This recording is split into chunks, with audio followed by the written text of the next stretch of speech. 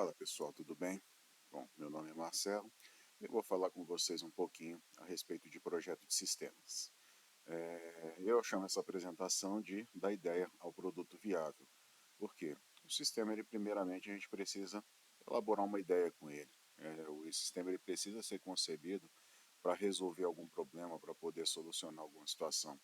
Então, a gente precisa partir da ideia, a gente poder criar um produto que vise atender o nosso cliente, né? Não precisa ser um produto perfeito, pronto, completo, mas precisa ser um produto viável para poder atender o nosso cliente. O roteiro dessa nossa apresentação é basicamente isso aqui. Definir inicialmente, né? Vou explicar para vocês a respeito de como definir o propósito do sistema, os problemas que ele visa solucionar, tecnologias disponíveis para o desenvolvimento e acesso dele, mapeamento, definição das funcionalidades desse sistema, a identificação dos atores e das funcionalidades específicas para cada perfil, parte de prototipação de tela, né, a importância disso e as práticas recomendadas. Falar com vocês um pouquinho também a respeito de diagramas UML, né, que os diagramas UML eles são bastante úteis, né, para a gente poder documentar, né, sistemas orientados a objetos. Também existem diagramas da UML que é possível a gente utilizar sem a necessidade de orientação a objetos.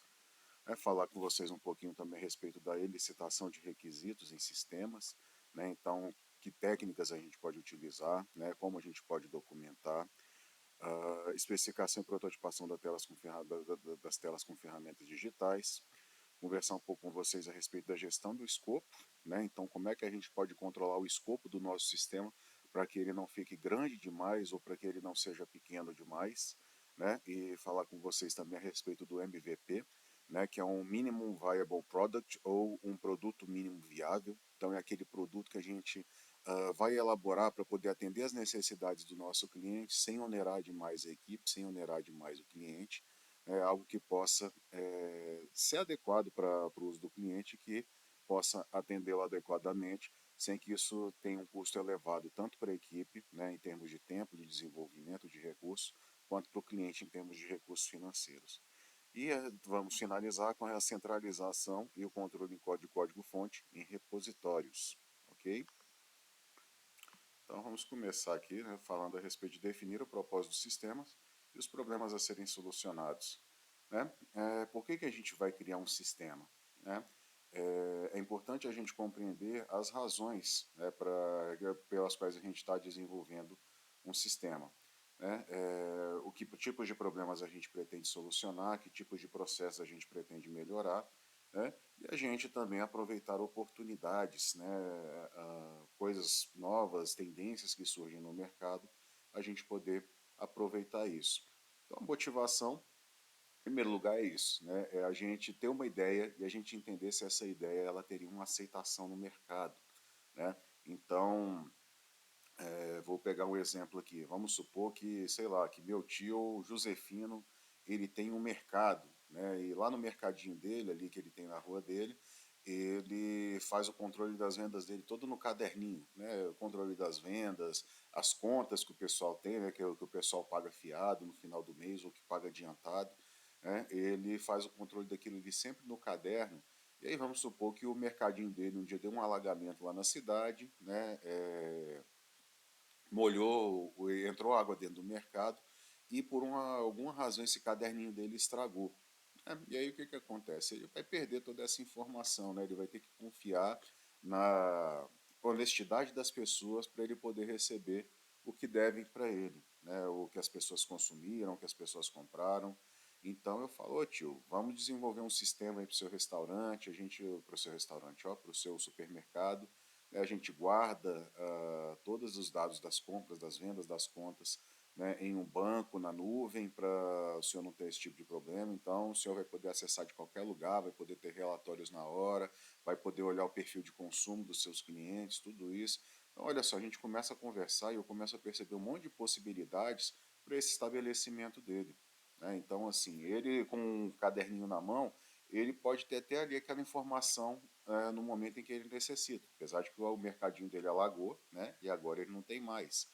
Né, mas ele não tem acesso a certas ferramentas que ele poderia ter se ele tivesse utilizando um sistema, né? Então, um sistema de controle aí de vendas do mercado dele, ele poderia verificar, né, se os produtos estão sendo vendidos pelo preço correto, os produtos estariam sendo registrados, ele teria acesso a relatórios, né? Então esses relatórios seriam bem interessantes. Então, dias de maior consumo, produtos que estão tendo uma tendência maior de consumo, produtos que estão próximos do vencimento. Então, olha só a quantidade de ideias que a gente tem, né? Na parte de melhoria de processos, né? Os funcionários eles poderiam ser treinados ao invés de estar chamando ele toda hora para poder estar registrando no caderno, né? Ou então de tudo estar centralizado na figura dele. Então, por exemplo, se um cliente chega lá e meu tio Josefino, ele saiu, ele foi no atacadista para poder comprar mais mercadoria, né? Chega alguém para poder comprar por conta, alguma coisa assim, o pessoal fala, ó, o seu Josefino saiu, você vai ter que voltar depois. Ele perdeu uma venda, né? Então, a melhoria de processos também é importante. Quando a gente não tem processos para poder realizar uma determinada atividade, quando o nosso processo ele é falho, ele é mapeado de forma incorreta, né? Então, o sistema ele pode ajudar. Não é muito foco dessa aula, mas é importante falar para vocês o seguinte: a aula sobre o processo ela seria uma aula em si só, mas um processo, porque existe um processo, não necessariamente o problema está resolvido. O processo ele precisa ser bem mapeado, né? Então o sistema se um sistema ele participa de um processo mal elaborado, mal realizado, mal mapeado, o sistema ele simplesmente ele vai fazer parte do caos. Então, junto com o sistema, é importante que a gente traga processos novos, né, também processos bem elaborados, bem definidos, para poder atingir o objetivo do sistema, que é, né, melhorar a qualidade de vida ali daquela pessoa, né, melhorar ali a qualidade de vida, de trabalho de alguém, ok? E para vocês verem, com isso aqui a gente aproveita oportunidades. Eu elaborando um sistema desse para o meu tio Josefino, com controle de conta, por exemplo, talvez o mercado tenha uma necessidade disso. Eu vou poder oferecer esse produto para outros clientes aí dentro no Brasil, né, vamos falar assim. Então, é interessante isso, a gente também aproveitar essas ondas aí, surfar nelas, né, enquanto é possível. E aí, pessoal, falar aqui a respeito da identificação dos problemas e oportunidades de melhoria. Então, é importante que a gente identifique os desafios, né, para direcionar os nossos esforços, né, e solucionar problemas estratégicos. A gente olhar áreas onde a gente pode otimizar, né, aí a gente fala um pouquinho mais a respeito de processos, né, fazer otimização, maximizar benefícios, reduzir desperdício de recursos e tempo no sistema, né? Então, no momento que a gente cria um sistema, a gente permite que, se esse sistema ele for bem desenvolvido, obviamente, né, isso vai permitir que aquela pessoa ela tenha mais tempo para poder realizar outras atividades, para poder pensar na melhoria do negócio dela. Então, por isso que o mapeamento de sistemas, de processos, ele é tão importante, né? O projeto de sistemas, de processos de negócio, ele é importante, porque ele permite que a gente otimize o tempo daquele nosso cliente para que ele possa pensar melhor a respeito do negócio dele, que ele não fique simplesmente enxugando gelo, apagando incêndio, ok? E aí como alinhar, né, o sistema aos objetivos estratégicos, né? O sistema é importante que ele esteja ali alinhado com os objetivos daquele negócio, né? Se o sistema se aquele negócio ele requer agilidade, o sistema ele está, por exemplo, causando atrasos, né, no trabalho, isso aí é uma falta de alinhamento. Nesse caso não é nem do objetivo estratégico, né, mas chega até ele. Isso aqui é mais um objetivo operacional, né, e tático, e que ele vai culminar no estratégico, né, mas é importante que o nosso projeto, que o nosso projeto de sistema, né, ele se alinhe ali de alguma forma com o objetivo estratégico da nossa empresa. E também a gente pensar a respeito da sustentabilidade do projeto, né, para que ele obtenha sucesso. Então, o sistema ele ser desenvolvido de uma forma que ele consiga crescer ao longo do tempo, né, sem desmoronar, né, vamos falar assim, é um termo que a gente usa bastante, né, sem acabar atrapalhando nos objetivos ali daquela organização. E aí, pessoal, a gente começar então a fazer o mapeamento e definição das funcionalidades do sistema. Então vamos só recapitular aqui. Na sessão anterior, a gente viu que é importante a gente elaborar o objetivo do nosso sistema, né? Os problemas que ele visa resolver, né? E com isso a gente já começa a ter, né, um caminho aqui para a gente poder definir as funcionalidades do nosso sistema. Então, se eu tenho um sistema de mercado, né, o que ele vai precisar? Ele vai precisar de, obviamente, um login, né, para cada operador ali estar utilizando, vai precisar de uma tela de cadastro de mercadorias, uma tela de vendas, uma tela de relatórios, né, várias outras coisas. Então, vamos ver como é que a gente faz isso neste momento, tá bom? Então, por que as funcionalidades elas são importantes, né, pessoal? Porque elas são as capacidades específicas que o sistema ele vai oferecer para atender as necessidades dos usuários, né? Então, o sistema ele vai ter ali aquelas capacidades dele, essas capacidades elas vão ao encontro, né, do que o negócio necessita. E elas são essenciais para poder entregar valor real e solucionar problemas, né, que a gente identifica no momento ali que a gente está conversando com o nosso cliente, com o nosso usuário. Tá bom? E aí a gente tem alguns métodos para a gente poder compreender, mapear funcionalidades, né? Então a gente, no momento em que a gente tem essa concepção da ideia de um sistema, a gente vai precisar elaborar meios da gente extrair essas funcionalidades, seja de um usuário, seja de uma equipe que está reunida ali para poder estar fazendo a elaboração desse sistema, né? Então é essencial que a gente mapeie essas funcionalidades.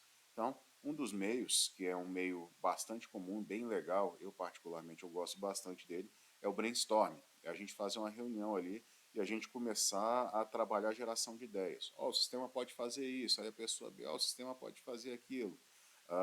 E aqui a gente fala, né, o brainstorming ele envolve a geração coletiva de ideias para identificar funcionalidades importantes do sistema. No brainstorming tem uma coisa bem legal, pessoal. No brainstorming, a gente não julga ideias, a gente joga todas as ideias na mesa e depois a gente vai fazer uma filtragem delas. Mas no brainstorming a gente não vai apontar para e vai falar, nossa, que ideia ruim essa sua, não, isso não presta. Não, a gente vai focar nisso, né, realmente naquela chuva de ideias mesmo, naquela tempestade mental ali, né, de um monte de pessoas dando ideias, opinando, sem questionar tanto o mérito, a qualidade da ideia do colega, para que a gente tenha um volume bom de assuntos para poder debater, né, e sair com alguma coisa interessante. Entrevistas, né, então a entrevista ela ajuda a coletar informações detalhadas sobre as necessidades de requisitos dos usuários. Então, naquele caso ali do meu tio Josefino, o que eu vou fazer? Eu vou sentar com ele, eu vou fazer várias entrevistas com ele. Eu vou fazer uma série de entrevistas com ele para poder identificar as necessidades, quais que são os principais pontos de dor dele ali na forma de trabalho que ele está realizando naquele momento, para que eu possa propor, né, alguma solução para aquelas dores principais dele e depois eu vou mitigando aquelas dores menores. Análise de processos, né? Então, na análise de processos é quando o nosso cliente ele já tem ali algo em funcionamento, um processo em funcionamento, né? Então, a gente vai examinar ali aqueles fluxos de trabalho que podem estar documentados ou podem estar na cabeça de alguma pessoa, né? Para identificar funcionalidades essenciais para o sistema. Então, é interessante isso, a gente, se houver uma documentação, é excelente, e se não houver, a gente elaborar essa documentação, desenhando um processo, para a gente poder ver de que forma aquilo ali pode ser encaixado no nosso sistema, ou que o sistema ele pode se encaixar naquilo, ou que a gente pode fazer a melhoria daquele processo. Falando em processos, mais uma vez, bem rapidinho, pessoal, é interessante porque em muitas situações o sistema ele não é nem necessário. Somente uma melhoria de processo ela consegue resolver muitas situações, ela consegue resolver, mitigar, melhorar muitas situações que estão prejudicando, né, o nosso cliente. E aí, pessoal, a gente priorizar e validar as funcionalidades, né? Então é importante que a gente organize as funcionalidades que a gente foi identificando pela relevância delas e para ajudar a direcionar os esforços que geram mais impacto. Então, vou dar um exemplo aqui para vocês. Esse sistema do meu tio Josefino aí, do mercado, adianta alguma coisa eu ter o sistema do caixa, né, o sistema que o meu operador de caixa, que o operador de caixa dele, na verdade, né, vai utilizar se não houver produto cadastrado? Não vai resolver nada, não é verdade? É importante que o sistema, que a gente faça uma ordenação do desenvolvimento desses requisitos, dessas funcionalidades, para que a gente não coloque o carro na frente dos bois. Então, num sistema desse, o que seria, assim, pelo menos a priori, né, a primeira coisa a ser elaborada? A primeira coisa a ser elaborada é o cadastro de produtos. É o cadastro de produtos, ali, à medida que ele vai comprando, que esses produtos eles vão dando entrada no estoque, a gente registrar. O caixa ele é importante, obviamente que é, né? Porque o controle de caixa ele vai ser aquilo ali que vai controlar as vendas. Mas de que me adianta ter um caixa, um sistema de controle de caixa, se eu não tenho o produto cadastrado no sistema? Vocês percebem? Não adianta nada, né? Ou praticamente nada. Temos também a validação com os stakeholders. Né? O stakeholder é o meu cliente, tá? Então vocês vão ver eu falar essas palavras várias vezes. O stakeholder é o nosso cliente, né? Isso vai permitir que a gente valide junto ao nosso cliente e que a gente demonstre para ele o valor que aquele sistema tem para ele, né? Então, aquele nosso cliente ele vai estar avaliando o sistema e vai estar verificando, caramba, isso aqui vai ser muito útil para mim. Então ele pode chegar a essa conclusão, não, isso não vai ser útil em nada para mim. Então houve algum erro no projeto do sistema, né, que ensejou esse acontecimento. E aí vamos identificar então os atores e as funcionalidades específicas para cada perfil, né? Então olha só, é interessante que o meu operador de caixa ele tenha acesso ao cadastro de estoque. Talvez não, né? Talvez o meu operador de caixa ele somente opere no caixa e ele não faça essa questão do estoque dentro da loja. Então, dentro desse exemplo, né, é interessante que a gente segregue as funcionalidades do sistema pelos perfis. A gente vai ter vários perfis ali operando dentro daquele sistema e cada perfil daqueles ali, eles vão ter acesso ou individual ou conjunto a determinadas funcionalidades do sistema, né? Então, essas pessoas a gente vai chamar de atores, né? Então a gente precisa definir os atores do nosso sistema, né? Para que são aquelas pessoas que vão interagir com o sistema diretamente, né? E é importante identificar esses atores, né, para poder compreender então o contexto e os requisitos desse sistema, tá bom? Isso vai ajudar a gente muito a evoluir na questão das funcionalidades do sistema, como ele deve funcionar, as premissas, né, de acesso de cada usuário, as permissões deles, né, até onde eles devem ir, até onde eles não devem ir, ok? E o processo de identificar as funcionalidades por ator. Né? A gente vai fazer entrevistas, então vamos conversar com aqueles atores e vamos mapear a necessidade deles para poder identificar, né, as necessidades individuais de cada ator e garantir, né, que haja funcionalidades relevantes para eles. A gente vai identificar, vai compreender as interações. Vamos lá, porque interação é uma coisa com repetição. Interação, né, são aí realmente você está manipulando algo, né, interagindo. Então, as interações de ator. Analisar como cada ator interage com o sistema para definir as funcionalidades específicas, né?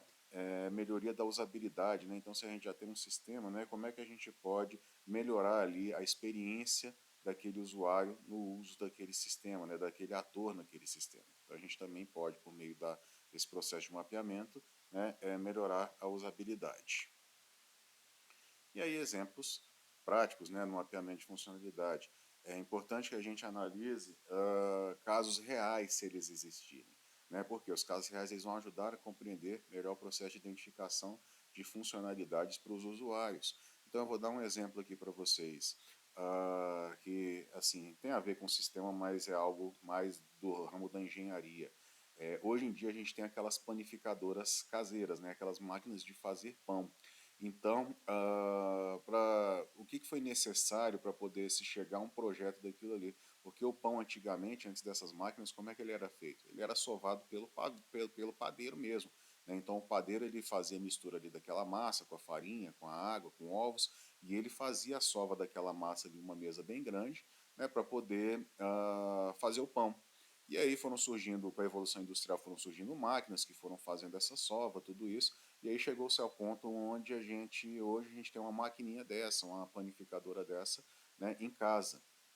E como é que foi realizado isso?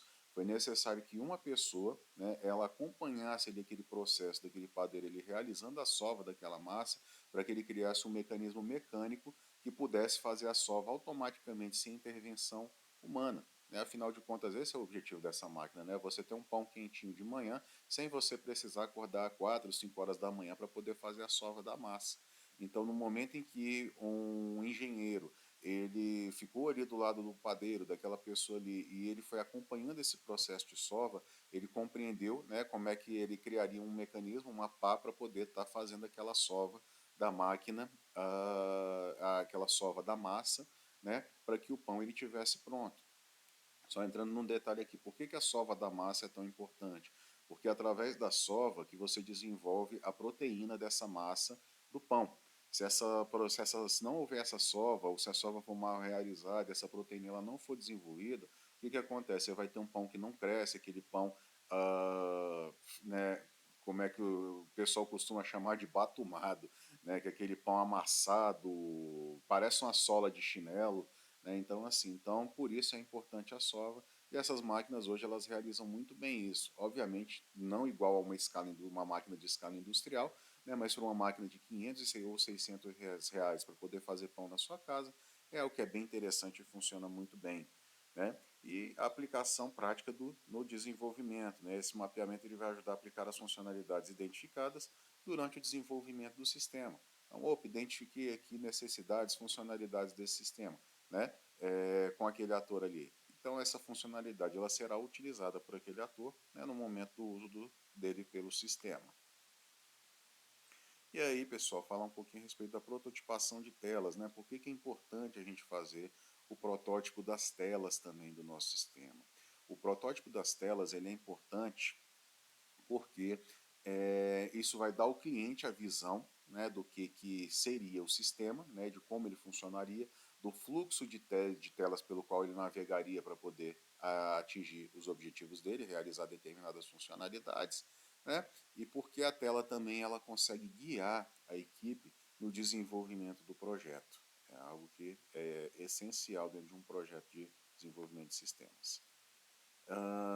E o que é a prototipação de telas? Né? É a gente desenvolver modelos visuais de interface, né? Então a gente criar ali aquelas representações visuais para a gente poder simular, né, as interfaces do nosso usuário. Então a gente criar telinhas mesmo, né? A gente poder simular a experiência do usuário. E aí tem ferramentas bem bacanas que elas permitem que a gente crie telas navegáveis. Né? Então essas telas a gente consegue ir clicando nelas e mostrando para aquele cliente, para aquele usuário, como é que seria a navegação dele dentro do sistema, né? Sem que isso necessariamente represente um sistema pronto. E aí, pessoal, eu vou colocar uma coisa pessoal minha aqui. Quando em determinados projetos eu necessito realizar prototipação de tela, eu tomo muito cuidado para poder utilizar ferramentas de prototipação e não fazer a tela já pronta, né? A tela em HTML, utilizando uma interface. Por quê? Porque no momento em que o cliente ele vê essa tela pronta, né, ele acha que o sistema já está pronto. E o sistema ele não é igual um McDonald's, que a gente vai lá, pede, aperta no sisteminha, né, e vem o hambúrguer do jeito que a gente pede. O sistema ele envolve muito mais complexidade do que isso. Então é interessante que a gente dê ao protótipo uma cara de protótipo e não dá ao protótipo uma cara de sistema. Isso é importante, ok? Testes de funcionalidades também, né? Então, acho que eu falei aqui para vocês, né? Simular a experiência do usuário, testar como o usuário interage com o sistema antes do desenvolvimento final. Então, nesse momento, a gente vai encontrar se vai identificar se são necessárias telas de erro, mensagens, interações, validações. Né? É importante que a gente valide, nesse momento da prototipação, as necessidades do nosso cliente. E, por fim, pessoal, teste de funcionalidades, né? Para a gente poder identificar falhas, melhorias, né? Para a gente poder validar, então, essas funcionalidades das telas prototipadas. E quais são os benefícios, né, da prototipação na validação das ideias? A gente recebe um feedback precoce, a gente já vai conseguir identificar de forma antecipada, né, se o usuário ele vai ficar satisfeito ou não, né, com aquele o usuário, o nosso cliente ele vai ficar satisfeito com a forma como aquilo ali está sendo desenvolvido, né? Então a gente vai identificar talvez o erro antes dele acontecer, o que é muito importante, né? A gente identificar também as usabilidades, né? Então a gente pode identificar aqui problemas que do usuário de operação mesmo, né? Do nosso cliente de operação, que a gente pode chamar de problemas de usabilidade, né? Antes do desenvolvimento, o que permite que a gente já desenvolva uma vez e desenvolva corretamente.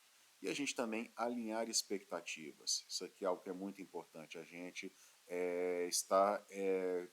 estabelecer um bom link de comunicação com o nosso cliente para que ele compreenda em que pé o projeto está, em que pé esse projeto ele ainda vai ficar e em quanto tempo isso vai acontecer. No momento que a gente consegue estabelecer esse canal claro de comunicação, o nosso cliente ele fica mais satisfeito, ele fica mais tranquilo e ele vai ficar mais confiante no nosso projeto. E aí, ferramentas para prototipação eficaz. Né? Então, eu tenho muitos alunos aí que gostam de utilizar o Figma. Tá bom? Eu, particularmente, eu nunca utilizei o Figma porque essa parte de design, de layout, ela não é tanto o meu foco, né, profissional, mas a gente tem ferramentas como o Figma, como o Adobe XD aí para poder facilitar a prototipação, criar protótipos interativos, né, para a gente poder fazer o design de interface. E essas ferramentas como o Figma, por exemplo, eu falo do Figma, o Adobe XD eu nunca utilizei, né, e nem o Figma na verdade, mas o Figma eu já vi algumas coisas a respeito dele, né, ele permite ali que a equipe ela colabore em tempo real, né, para que a equipe ela possa se unir ali e fazer o desenvolvimento em conjunto, né, daquele protótipo, daquela tela. E aí, pessoal, falar um pouquinho a respeito de diagramas UML, né? Então, representação, importância, ferramentas. Então, os diagramas UML, como eu falei para vocês lá atrás, né? A UML ela é uma linguagem, tá bom? Mas não é uma linguagem de programação, mas ela é uma linguagem que permite a gente documentar sistemas. Né? A UML ela documenta com muita qualidade projetos orientados a objeto, mas não necessariamente a gente vai utilizar o ML somente para projetos orientados a objeto, mas ela tem uma performance muito melhor para projetos orientados a objetos. Ok? Então, qual que é o papel dos diagramas UML no desenvolvimento de sistemas? Eles vão facilitar o entendimento, eles vão ajudar a visualizar a arquitetura, os componentes do sistema, as interações do sistema, os atores daquele sistema, né, e vai melhorar então o entendimento sobre ele antes dele ser desenvolvido. Né, ele vai apoiar o planejamento, então ele vai servir ali como uma ferramenta para a gente poder elaborar sistemas complexos. Né, então a ML ela não tem tamanho de sistema. Com a ML a gente consegue desenvolver sistemas tanto muito simples quanto sistemas altamente complexos. Né, e ela vai ajudar na manutenção. Né, por quê? Porque esses diagramas da OML eles vão ser úteis ali para a gente poder identificar os componentes, a relação deles. Então, por meio muitas vezes de um diagrama OML, se a gente fazer um debug de uma aplicação, nada disso, a gente vai conseguir identificar necessidades de manutenção. E aí, quais que são os principais tipos de diagramas da OML? Né? Os principais diagramas, na verdade. Né? Então, a gente tem aqui diagrama de casos de uso, né? Que é um diagrama de balãozinhos ali, onde a gente vai a gente vai ter os nossos atores e as funcionalidades com as quais eles vão operar dentro daquele sistema. Né? Então, o nosso diagrama de casos de uso ele representa interações entre usuários e o sistema, né? Destacando as funcionalidades principais. Né? Então, por exemplo, o nosso operador de caixa, lançar venda, cancelar produto, coisas desse tipo, né? Passar cartão, são exemplos de funcionalidades. Nosso estoquista, né? Adicionar produto, remover produto, alterar quantidade, tudo isso. Ok? Diagrama de classes, né? Então, o diagrama de classe ele vai mostrar para a gente ali a estrutura de classes do nosso sistema. Né? Então, as entidades ali que vão estar desenvolvidas dentro do nosso sistema e como que elas vão interagir umas com as outras. Então, eu tenho aqui dentro do meu sistema, dentro do sistema de mercado, uma classe que vai representar o meu cliente, o meu usuário, vai ter uma classe que vai representar o produto a ser vendido, né? Vai ter uma classe que vai representar a venda desse produto. Então, a gente tem várias representações ali para a gente poder trabalhar isso. O diagrama de sequência, né, que vai detalhar ali a interação entre os objetos ao longo do tempo em um processo específico. Então, a gente vai ter vários processos dentro daquele sistema e a gente vai ter interação entre os vários objetos ali. E o diagrama de interação e o diagrama de sequência, ele busca mostrar isso. Temos também o diagrama de atividades, que vai representar o fluxo de atividades e decisões dentro do processo dentro de um processo ou um sistema, tá bom? Eu tenho outras aulas aqui que depois eu posso referenciar para vocês, né, onde eu detalho mais a respeito desses diagramas da UML, que são interessantes também para vocês poderem avançar nisso, tá bom? Mas como o foco dessa aula é a parte mais básica disso, então eu não vou entrar tanto nesse detalhe aqui nessa aula. Nessa aula eu estou falando de uma forma mais ampla, mais geral a respeito do projeto de sistemas. E ferramentas disponíveis, né, para a gente poder fazer a criação de diagramas UML. A gente tem o Draw.io, né, que é essa primeira opção aqui, que é um site na internet onde ele permite a gente fazer vários desenhos. Ele é bem bacana. E a gente tem outros também, como Lucid Charts, StarUML, Visual Paradigm, né, que são assim bastante utilizados, principalmente no meio profissional mesmo, para a criação eficiente de diagramas UML. Eu gosto bastante do Draw.io aqui, porque ele, além da elaboração de diagramas em UML, ele permite que a gente crie uma gama imensa de outros tipos de representações visuais, ok?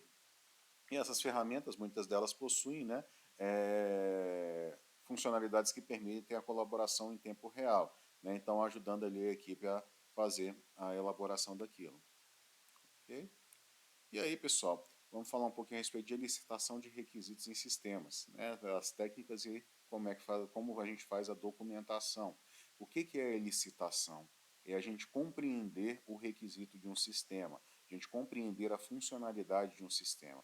É a gente fazer aquela investigação para a gente compreender, né, qual que é a melhor forma daquela funcionalidade ser realizada, qual a forma mais eficaz, mais eficiente que aquela funcionalidade ela pode funcionar, ok? Então, quais as técnicas de levantamento e licitação de requisitos a gente tem? Essas aqui são as principais, né? Existem várias, mas a primeira delas é a entrevista, né? Então a gente está conversando ali com o nosso cliente, está conversando com os funcionários para a gente poder estar entendendo, né, quais que são as necessidades dos nossos stakeholders. Workshops, workshop é um outro método da gente elicitar requisitos. Então a gente reunir várias pessoas, a gente colocar essas pessoas para poder trabalhar ali juntas e a gente chegar, né, a conclusões ali em equipe, com grupos de trabalho. O workshop é uma coisa bem legal. Futuramente eu pretendo elaborar uma aula falando a respeito de como nós podemos elaborar workshops com técnicas, com dinâmicas, né, metodologias para a gente poder fazer isso, para a gente poder extrair aquilo ali que há de melhor do nosso cliente. Observação é o caso que eu falei para vocês, né, do engenheiro que observou o padeiro fazer a sova da massa. Então, o que, que ele realizou? Ele realizou um objeto, um processo de observação para poder identificar ali a forma como ele poderia criar um mecanismo para poder reproduzir o trabalho que aquele padeiro fazia com a mão dele. E mais um método, análise documental, né? Então, se o nosso cliente ele possui documentos, ele possui um sistema antigo que ele pretende evoluir, né? É muito interessante isso, que a gente faça essa análise documental, né? Para revisar os documentos, captar informações essenciais e contextuais, ok? Então, assim, Marcelo, então se eu utilizar uma dessas técnicas, eu não posso utilizar as outras? Negativo. Você pode utilizar todas essas técnicas se você quiser, né, mas isso vai consumir um tempo.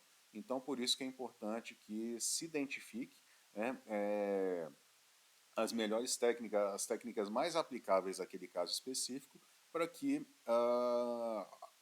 para que haja economia de tempo, para que haja efetividade, haja eficácia.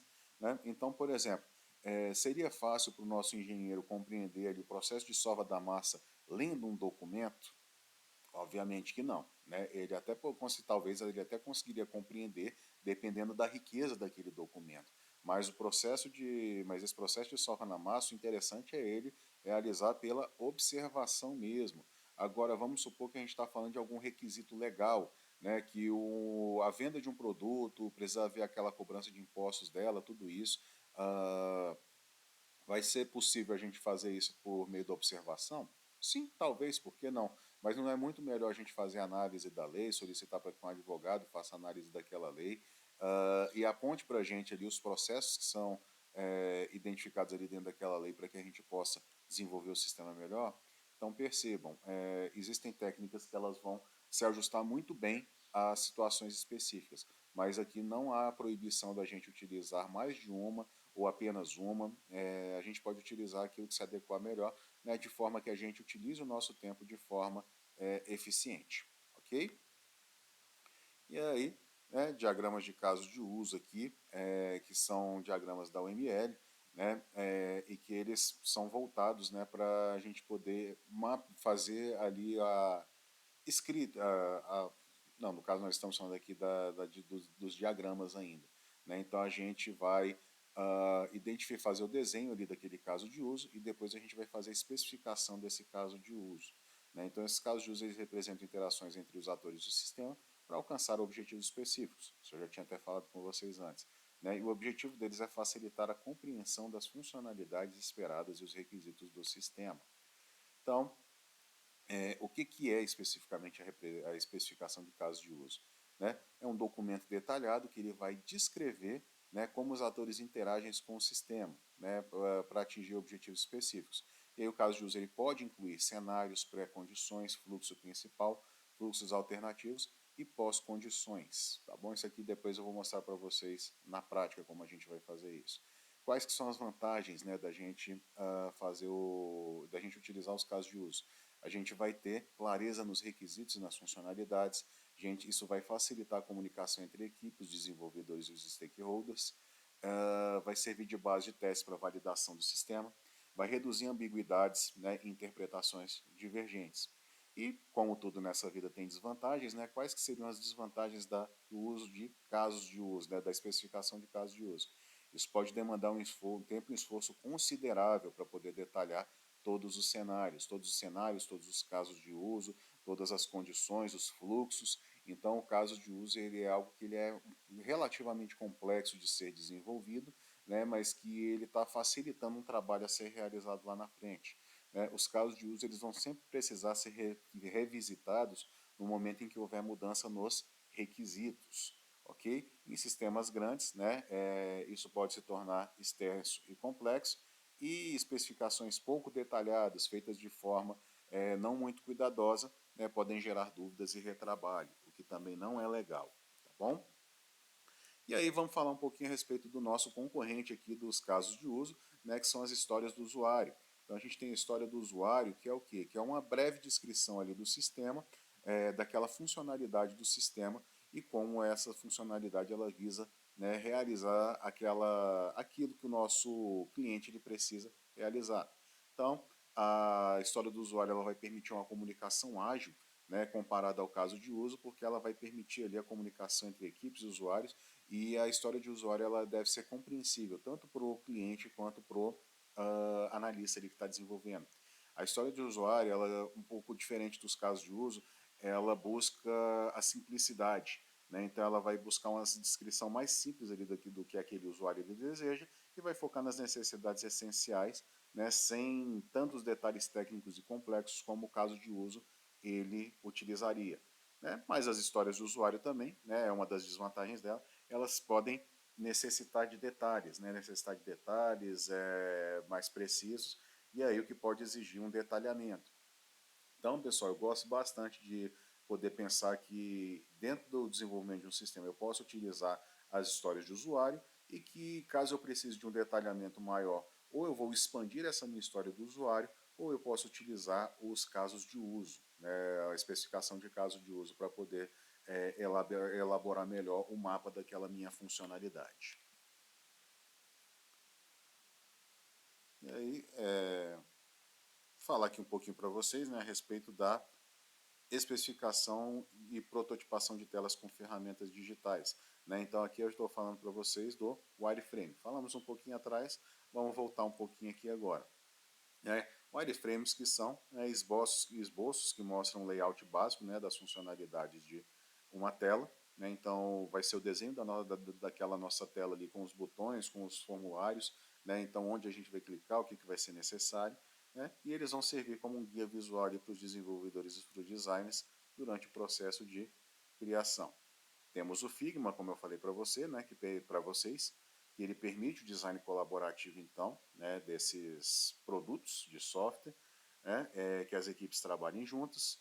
O Figma ele permite criar esses protótipos interativos, né, que vai ajudar aí no processo de validação e da melhoria do sistema, né, e da experiência do usuário final, e ele vai agilizar o processo de design. Por quê? Porque o Figma ele tem funcionalidades que elas já geram, né, aquela tela pronta então para o desenvolvimento do sistema. Então, ele é bem útil nesse sentido.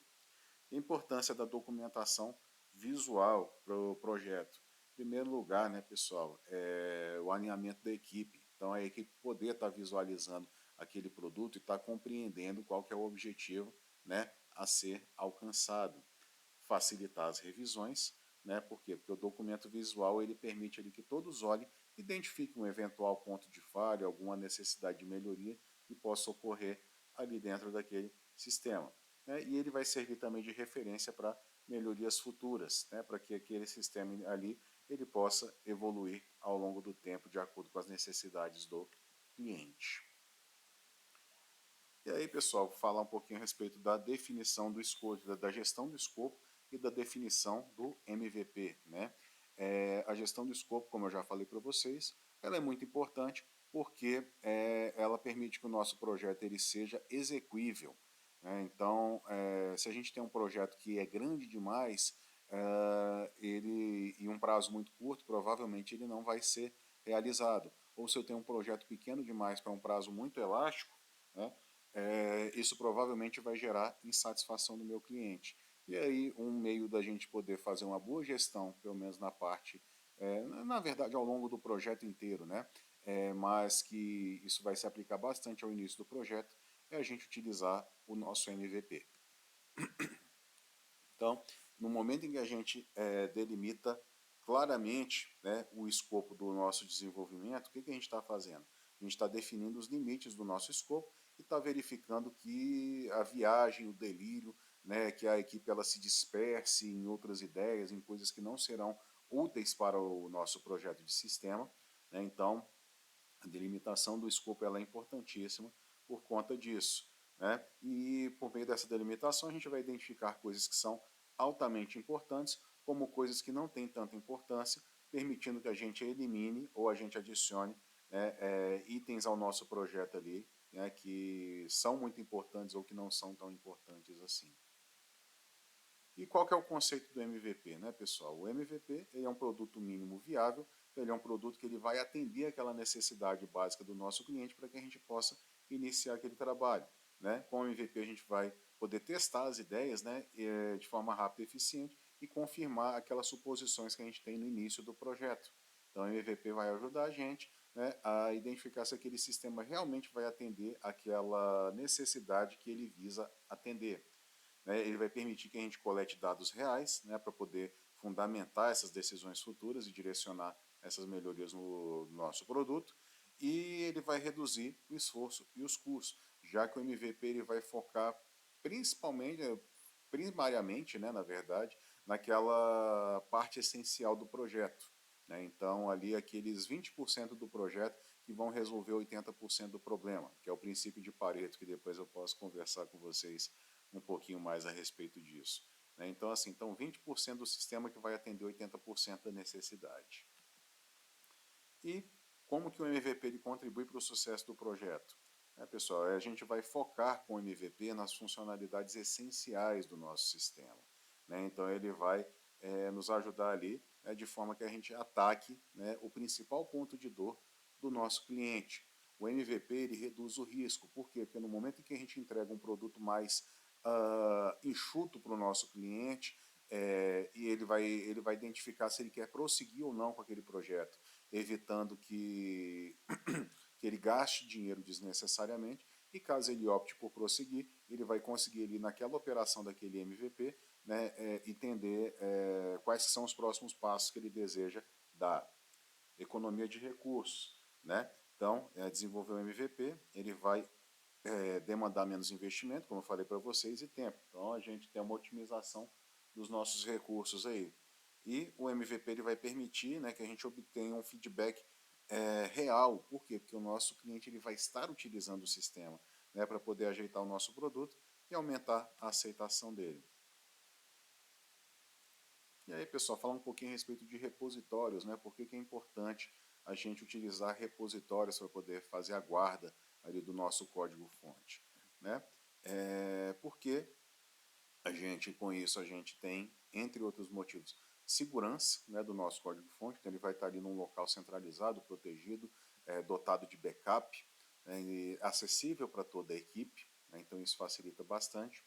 Isso vai permitir que a gente controle as versões do nosso sistema, né, então ali, por meio do uso do Git, a gente vai conseguir ali fazer o controle do crescimento do nosso sistema, né, de como ele está crescendo, evoluindo, sendo desenvolvido, e a gente separar aquilo ali, né, em versões. Então, vai permitir que a gente rastreie, né, falhas do sistema, versões problemáticas, né, ao longo de todo aquele desenvolvimento do projeto.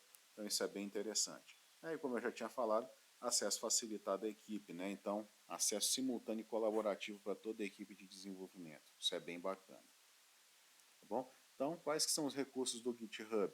Né? E outros similares, como o Bitbucket, por exemplo, a gente realizar o controle de versão, né, que vai permitir então a gente gerenciar de forma eficiente as alterações no código-fonte, né, ao longo de todo o ciclo de vida daquele projeto, a gente fazer revisões no código-fonte, né, então de forma até colaborativa, usando pair programming, ou então cada um ali no seu computador mesmo fazendo análise, né, garantindo ali a qualidade do nosso código-fonte, identificando erros durante a integração desses códigos, né? Então isso inclusive é possível ser realizado de forma automatizada, e também a parte de integração contínua, né, que ela vai permitir ali a gente automatizar, né, os testes do sistema, os builds dele, então a gente lançar uma versão nova dele para poder integrar essas alterações, né, de forma rápida e assim a gente garantir a estabilidade do nosso sistema.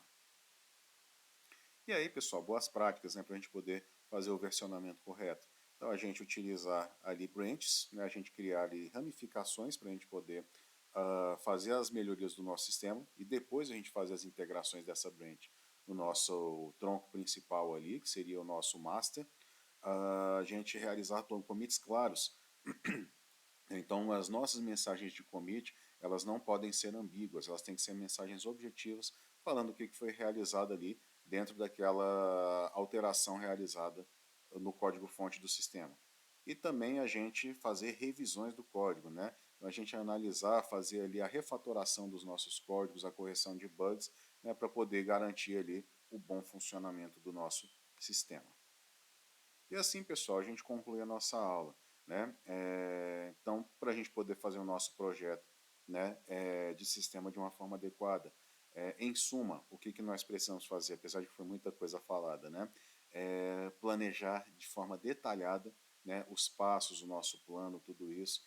É importante que a gente planeje de forma responsável e adequada o nosso sistema, a gente utilizar as tecnologias a nosso favor e não contra nós, a gente aplicar a tecnologia certa da forma correta, no caso concreto correto, né? E a gente também ter uma boa comunicação com o nosso cliente, a gente estabelecer um canal de comunicação claro e fazer o controle junto à equipe, né, para que o nosso projeto ele seja bem sucedido.